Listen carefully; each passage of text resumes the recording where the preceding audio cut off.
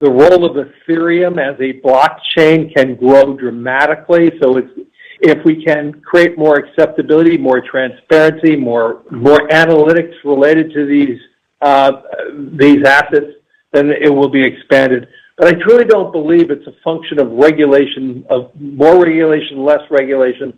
I think it's a function of liquidity, transparency, and then through that process, no different than when years ago when we started the mortgage market, years ago when the high yield market occurred, started off very slow, but it built as we built better analytics and data, and then through better analytics and data, more acceptance and a broadening of the market.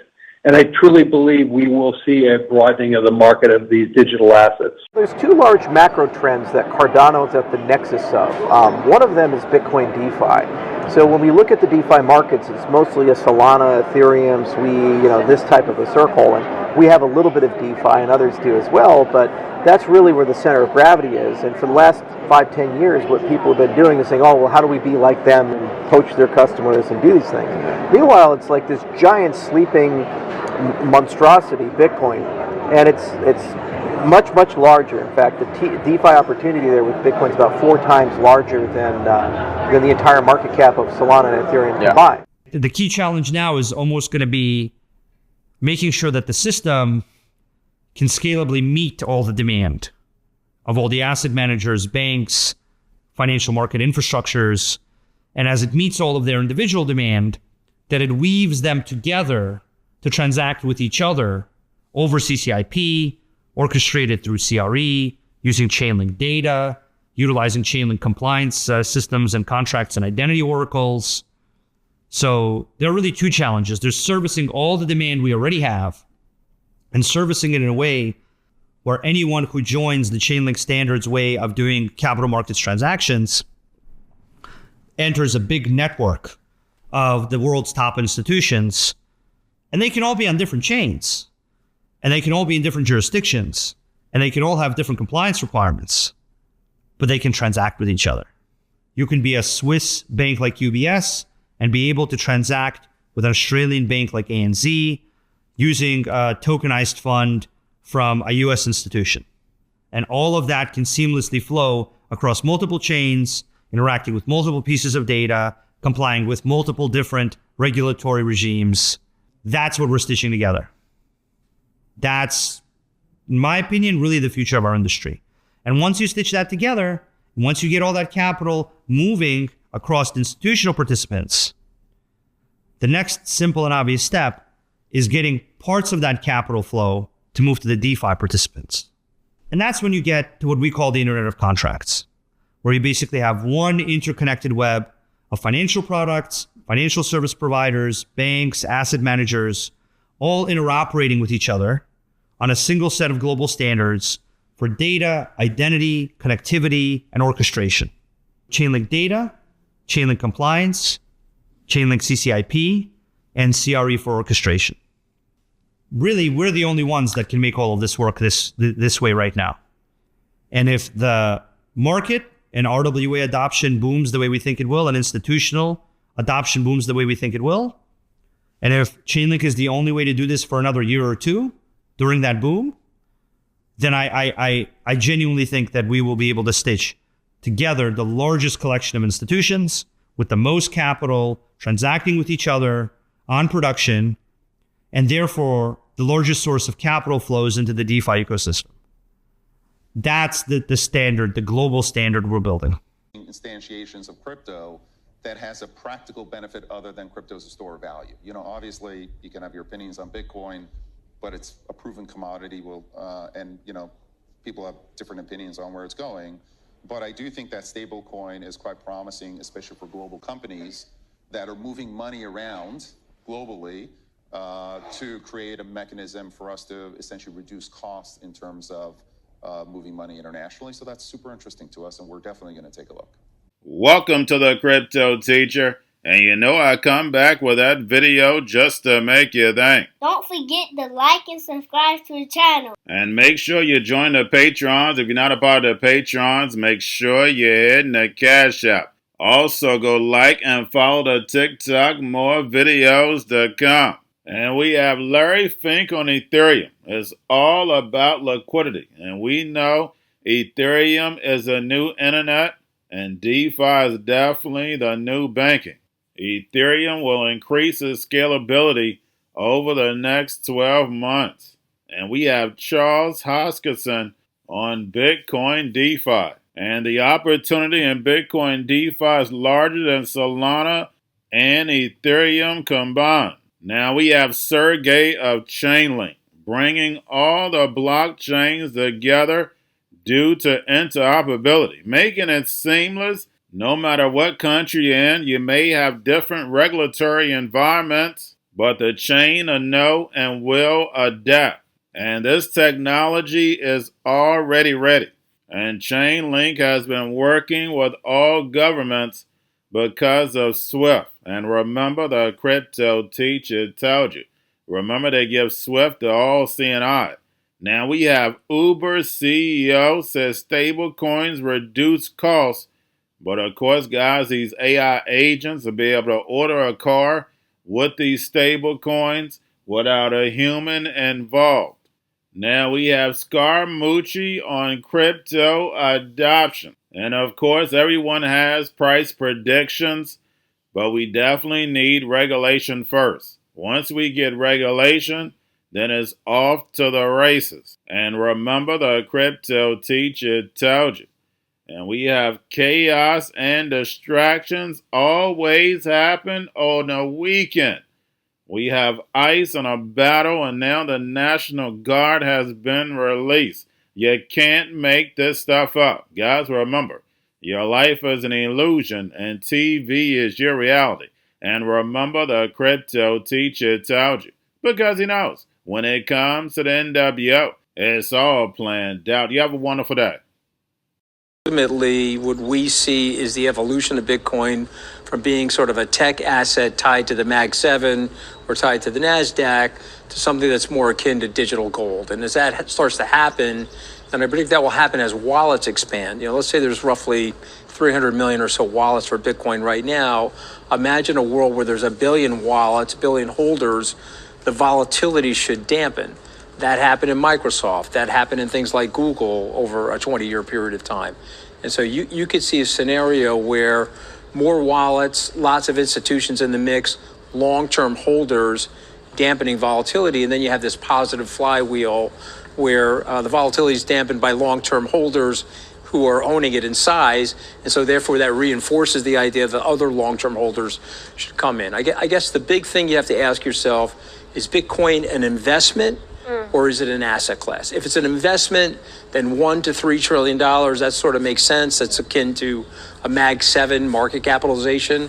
But if it's an asset class, then it should trade to closer to where gold is. And I think gold's, $22, $23 trillion right now. This is about enforcing the law. And again, we're not going to apologize for doing it. We're stepping up. She says they're going to mobilize. Well, guess what? We're already ahead of the game. We're already mobilizing. We're going to bring National Guard in tonight. We're going to continue doing our job. We're going to push back on these people, and we're going to force the law. Going to a different economy, and we're going to be learning more about that as we go. But clearly, we're learning that things can be done from remote locations. We're learning that technology can replace people even more than we thought. We're not going back to the same economy. We're recovering, but to a different economy, and it'll be one that is more leveraged to technology. And I worry that that is going to make it even more difficult than it was for many workers. In Silicon Valley, and my friends who work in technology know that what we did to the manufacturing workers, we are now going to do to the retail workers, the call center workers, the fast food workers, the truck drivers, and then even bookkeepers, accountants, insurance agents, lawyers, and on through the economy. So what happened to the manufacturing workers is a very clear sign. And so we'll import Chinese-based CBDC technology. So it's going to be CBDC in a box provided to you by the People's Bank of China.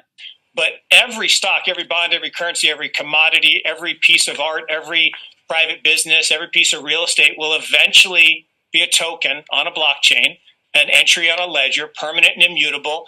We will have truth instead of trust, and we will save over $7 trillion a year. 6 to 8% of global GDP is wasted by the friction of the trust industry that's necessary when you have dual entry accounting. With triple entry accounting, which is what a blockchain is, we get rid of all of that friction. It's a beautiful future. Like what you see in China and their social credit scoring systems, right? If we get identity wrong, it could be a tool to enslave humanity. And if we get it right, it could be a tool to liberate humanity. And as an American, I'm obviously rooting for the one that's on the side of freedom. Bitcoin is an international asset. And also, I do believe the role of crypto is, it's digitizing gold. I actually believe this technology is going to be very important. Look at it. We have been part of the huge revolution in investing through ETFs. We believe that ETFs will be changing the whole way we invest. Many people still use it as a means, people are investing it for indexing. No, the majority of people who are putting money in in ETFs are active investors that are buying exposure. The entire bond market is being transformed as we talk right now. I believe the next generation for markets, the next generation for securities will be tokenization of securities. And if we could have that distributed ledger that we know every beneficial owner, every beneficial seller, we all have our code of who's buying, who's selling, instantaneous settlement. And think about it, it changes the whole ecosystem. Chinese bank ICBC has been hit by a ransomware attack, and the U.S. Treasury market, as a result of that, has been disrupted. This, according to the Financial Times. We're getting at more right now with Bloomberg's Shonali Bassick. Shonali, what do we know? Listen, we have the Financial Times now reporting that ICBC, one of China's largest banks here, was hit with a ransomware attack. And remember, they're a very significant intermediary in the Treasury market. The SIFMA has told its members that this has been part of the reason here that the system is kind of clogged up, if you will, during that auction that we saw a little bit before. The attack had prevented ICBC, according to the Financial Times, from settling Treasury trades on behalf of other market participants. A large executive at a major bank also telling the paper that such a large party on the fixed income clearing corp creates major concerns, potentially impacting the liquidity of Treasury markets. Now, it was not just a poor auction. It was absolutely lousy, and when the dealers have to step in to save a treasury auction, that's a rare occurrence. And Cryptoteacher and the new World Order book, plus the 3 kids books, It's Time to Re-Educate. Also, if new to cryptos, Coinbase, Bitrue, Binance, do not forget book links and crypto links are in the description. The stock channel, guys. Don't forget to go like, subscribe, spread everywhere. You have your Kobo, your chip stocks, your banking, your gaming. While everybody's sitting at home, get on stocks, the Seaver, the biotech stocks. And while everybody's at home wishing they were still getting that free money, what are they doing? Drinking and smoking weed. Don't forget about those stocks, and you have a wonderful day. The most powerful person in the world is the storyteller. The storyteller sets the vision, values, and agenda of an entire generation to come. Steve Jobs. And guys, I truly believe in this. When you look at the New World Order, they're the storytellers. And that's the reason why I wrote my New World Order book. But guys, now it's time to change the current generation. And I wrote 3 kids books. I love the Trinity because I understand the power that's in it. So I have 3 books. We have an opportunity to change the generation, to educate, not just me, but I want to show you that I take action on a daily basis. And I want you to take action on a daily basis.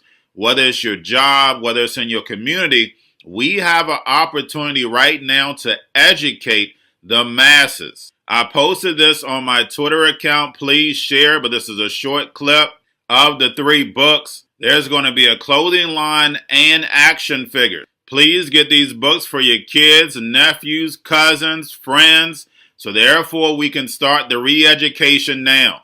Because as we see, the 4th Industrial Revolution foundation is definitely here. Robots, algorithms, drones, taking humanity out the picture. We have to re-educate. But let's get into the video. Part 1. King Joshua and Grandma Tam save the village. Part 2. King Joshua and Grandma Tam save New York from COVID Stories 3. Part 3. King Joshua and Grandma Tam goes to China. It's mandatory to get part 1, part 2, and part 3 of this series. It's time to re-educate Generation Z.